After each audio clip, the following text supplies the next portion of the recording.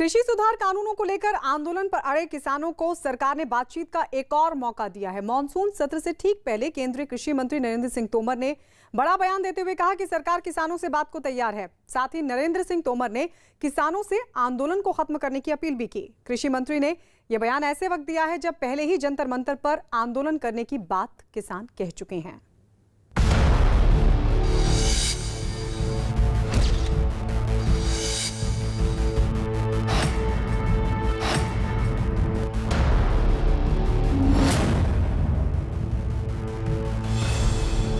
कृषि सुधार कानून के मुद्दे पर कई महीनों से किसानों और सरकार के बीच ठनी रार को खत्म करने की एक और शुरुआत सरकार ने कर दी है। मॉनसून सत्र से ठीक पहले केंद्रीय कृषि मंत्री ने एक ट्वीट के जरिए किसानों से न सिर्फ आंदोलन को खत्म करने की अपील की, बल्कि चर्चा के जरिए मसले का हल निकालने की कोशिश भी की। किसान कल्याण के लिए प्रतिबद्ध मोदी सरकार किसान यूनियन के लोगों से आग्रह है कि वे आंदोलन का रास्ता छोड़कर चर्चा का रास्ता अपनाएं। सरकार चर्चा करने के लिए तैयार है। दरअसल कृषि सुधार कानूनों के विरोध में किसानों को आंदोलन पर बैठे एक लंबा वक्त हो गया है। कई महीनों से इसी तरह किसान तंबू और कनात लगाए कानून वापस लेने की मांग पर अड़े हैं, जबकि सरकार भी कृषि कानून को लेकर अपना रवैया साफ कर चुकी है। इस दौरान बातचीत के जरिए कई बार बीच का रास्ता भी निकालने की कोशिश की गई, लेकिन किसान किसी भी सूरत में आंदोलन छोड़ने को तैयार नहीं है। हालांकि इस दौरान कई किसान संगठन इस आंदोलन से पल्ला भी झाड़ चुके हैं, लेकिन कुछ संगठन लगातार आंदोलन को हवा देने में जुटे हैं। यही वजह है कि मॉनसून सत्र से पहले एक बार फिर सरकार इस आंदोलन का समाधान निकालने की कोशिश में जुट गई है। करेंगे, हम तो चर्चा से भाग नहीं रहे, क्योंकि जो कुछ भी जो पारित हुआ है वो भी चर्चा होके ही पारित हुआ है। उधर मॉनसून सत्र से ठीक पहले सर्वदलीय बैठक का भी आयोजन किया गया। इस बैठक में 33 पार्टियों के 40 से ज्यादा नेताओं ने हिस्सा लिया। बैठक में कृषि कानून से जुड़े मुद्दे को सामने भी रखा गया। इस मुद्दे पर एनडीए गठबंधन से अलग हुई शिरोमणि अकाली दल की नेता हरसिमरत कौर बादल ने एक बार फिर साफ कहा है कि मॉनसून सत्र के दौरान तीनों कृषि कानूनों की वापसी के मुद्दे को जोर शोर से उठाया जाएगा। और आज सारी पार्टियों ने कहा कि इसका फार्मर एजिटेशन एक बहुत बड़ा मुद्दा है, इसको हल किया जाए। अब ये सरकार पे ऊपर डिपेंड करता है, ये हाउस चलाना चाहते हैं, चलेगा तब जब लोगों के मुद्दे एड्रेस किए जाएंगे। उधर किसान नेता मॉनसून सत्र के दौरान 22 जुलाई को जंतर मंतर पर आने की तैयारी में हैं। इसी सिलसिले में किसान नेताओं ने पुलिस के सामने अपनी बात भी रखी है। खबर है कि काफी हद तक पुलिस ने इस पर अपनी रजामंदी भी जाहिर कर दी है। हालांकि कल किसानों और पुलिस के बीच होने वाली फाइनल बातचीत के बाद ही इस मुद्दे पर आधिकारिक मुहर लगाई जाएगी। कि 22 तारीख को 200 लोग जाएंगे हमारे पार्लियामेंट में, उनकी कैसे व्यवस्था रहेगी, कहाँ तक वे लोग जाएंगे, चेक करेगी। हमारे ये कि पार्लियामेंट पे वहाँ पर जाके हम अपना बैठे और जैसे ही पार्लियामेंट का सेशन शाम को खत्म हो तो उसी टाइम पे वे लोग वहाँ से वापसी आ जाए। आशंका जताई जा रही है कि विपक्ष के साथ साथ किसान एक बार फिर कृषि सुधार कानूनों को लेकर मॉनसून सत्र में हंगामा खड़ा कर सकते हैं। यही वजह है कि सरकार एक बार फिर इस मामले में नया रास्ता तलाशने की कोशिश में जुट गई है, जबकि किसान भी इस मुद्दे पर अपनी नई रणनीति बनाने में जुटे हुए हैं।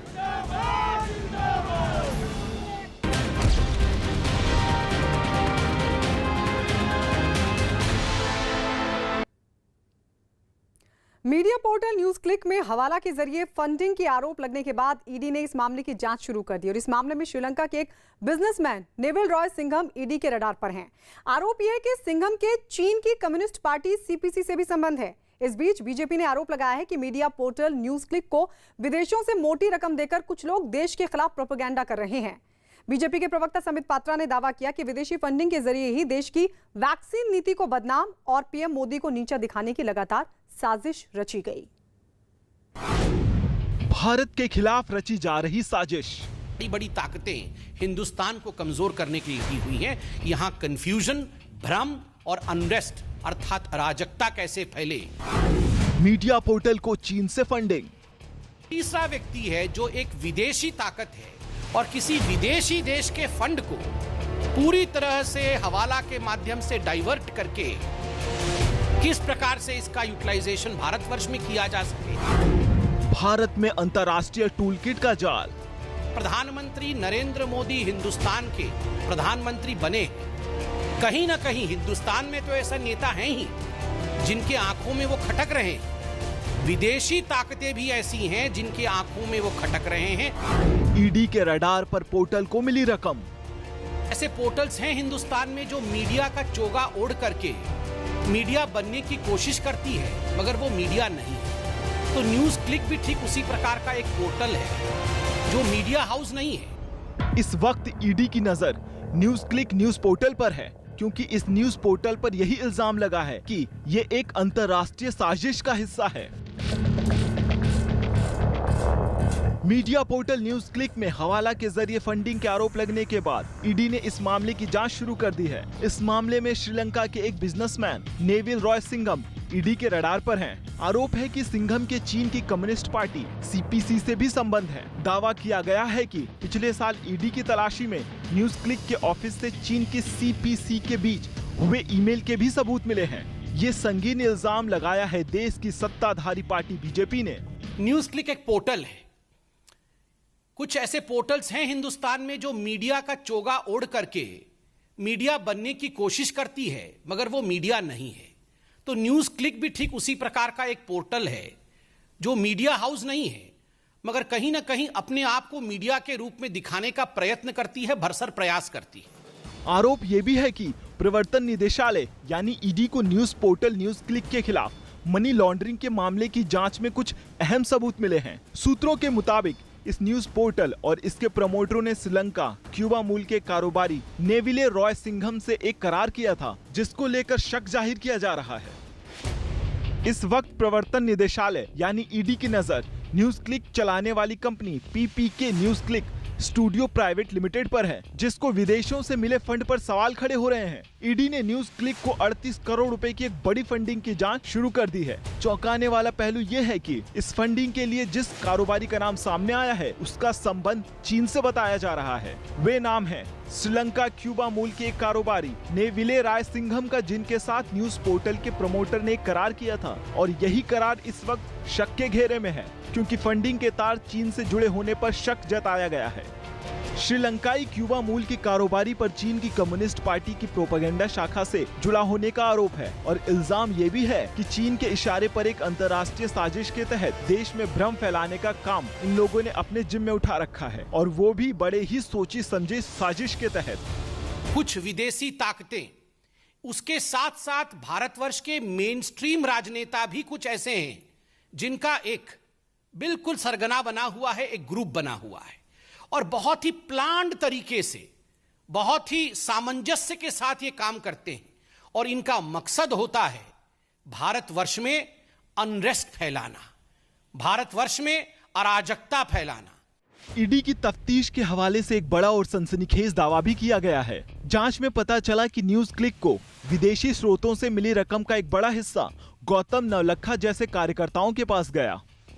बीजेपी ने न्यूज क्लिक पर आरोप लगाया है कि न्यूज पोर्टल को एक अंतर्राष्ट्रीय साजिश के तहत भारत की वैक्सीन नीति को बदनाम करने के लिए फंडिंग की जा रही थी। आरोप ये भी लगाया गया है कि देश में अराजकता के साथ साथ बड़े ही शातिर तरीके से भ्रम फैलाने का षड्यंत्र रचा गया है। ऐसा माना जा रहा है कि देश में देश के ही खिलाफ प्रोपेगेंडा फैलाया जा रहा है। ऐसे पोर्टल और संस्थाओं को पैसा 2 विदेशी कंपनियों से निवेश किया गया दिखाया गया है। ये भी दावा किया गया एल्गार परिषद मामले के आरोपी गौतम नवलखा को बकायदा फंडिंग से 21 लाख रुपए मिले हैं। ईडी के सूत्रों का कहना है कि एजेंसी ने एल्गार परिषद मामले के आरोपी गौतम नवलखा से न्यूज क्लिक के संस्थापक और प्रधान संपादक प्रबीर पुरकायस्थ के साथ उनके संबंध के बारे में पूछताछ की थी। 21 लाख रुपए गौतम नवलखा को मिले। दूसरा, इसमें से लगभग 52 लाख रुपए बप्पादित्य सिन्हा।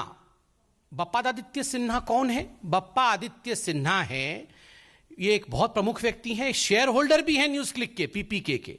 मगर अगर राजनैतिक रूप से देखा जाए तो Sinha ji communist party of India के आईटी सेल के एक प्रमुख सदस्य हैं। ईडी के सूत्रों ने कहा कि इस साल फरवरी में पीपीके न्यूज क्लिक के शेयर धारकों के परिसरों एजेंसी की तलाशी में पता लगा था कि चीन की कम्युनिस्ट पार्टी के संबंध में ईमेल का नियमित आदान प्रदान किया था, जबकि न्यूज क्लिक के प्रधान संपादक प्रबीर पुरकायस्थ ने इस तरह के आरोपों का खंडन